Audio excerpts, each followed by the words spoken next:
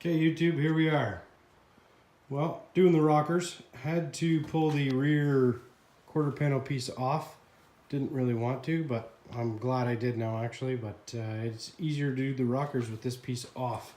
Why am I glad I pulled it off? Well, just because I could treat all the rust that was in behind there.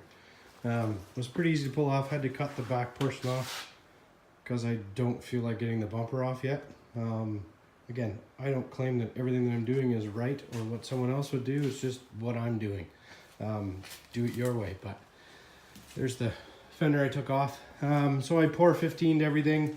Got the rockers cut back. I didn't actually have to cut them all the way out. Especially this piece was better than I thought. It's probably kind of hard to see on the camera there, but underneath, same thing. Just pour 15 them up. Cleaned it up as best I could.